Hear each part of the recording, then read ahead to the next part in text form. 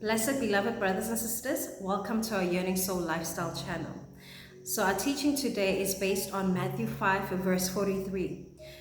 And Jesus Christ taught this. He says, "You have heard that it was said, love your neighbor and hate your enemy. But I tell you, love your enemy and pray for those who persecute you, that you may be children of your Father in heaven. For he causes his sun to rise on the evil and the good, and sends rain on the righteous and the unrighteous." Isn't that incredible?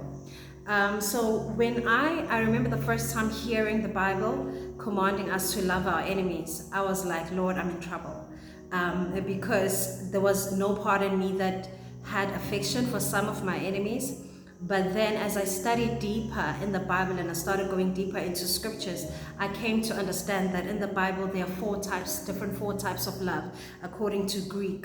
And it all depends on whom you're demonstrating love to.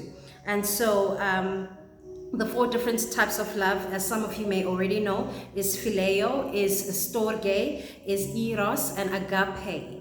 And these loves are each unique and don't all mean the same thing. So I became so relieved when I finally discovered that the Lord was asking us to agape our enemies, which is not a feeling, but rather it is a doing word, an act of charity. Just like the Good Samaritan who saw his enemy lying on the road and he helped him. And so this also helped me to understand that I've always been agaping. That maybe then I might just make it to heaven because because what's important to God is not the feeling, the emotion, but rather the doing word. And agape is exactly that, is having genuine compassion for humanity, no matter what they've done to you, no matter what they've done to you or how they may have injured you.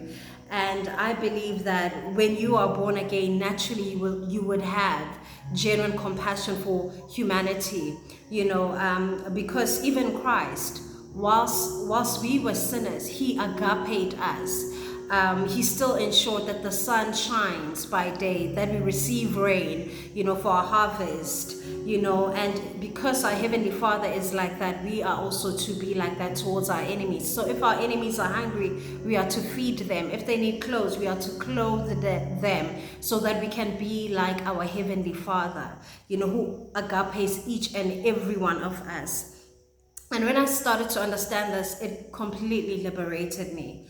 And so I'd love and ask for you to tune in to our lifestyle channel, Christian lifestyle channel, so that you can get more clarity on these biblical teachings. We will be starting our marriage ministry online. So I promise you will really enjoy it, and it will be so groundbreaking, because I think often as a church we sometimes run with the most common feeling, like I once did. When the Bible was calling me to love, I immediately thought it's affection, it's an emotion. Whereas biblically, the word love, the agape, is not an emotion, but rather it is a doing word. And